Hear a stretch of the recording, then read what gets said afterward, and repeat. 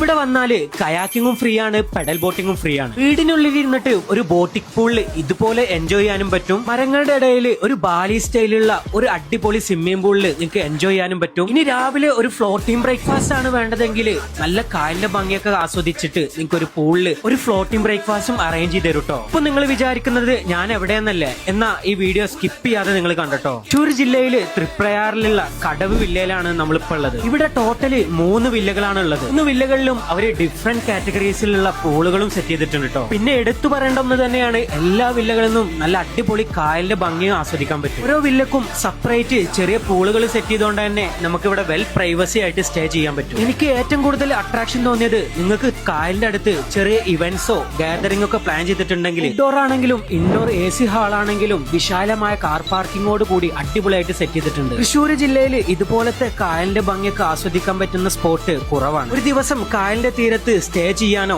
ചെറിയ ഗാദറിങ്ങിനൊക്കെ ഒരു സ്പോട്ട് നോക്കി നടക്കുകയാണെങ്കിൽ വില്ലാസ് ഒരു ബെസ്റ്റ് ഓപ്ഷൻ ആണ് കേട്ടോ. അപ്പോൾ ബുക്കിങ്ങിന് വേണ്ടിയിട്ട് താഴെ കാണുന്ന നമ്പർ വിളിച്ച് ബുക്ക് ചെയ്തോളൂ കേട്ടോ.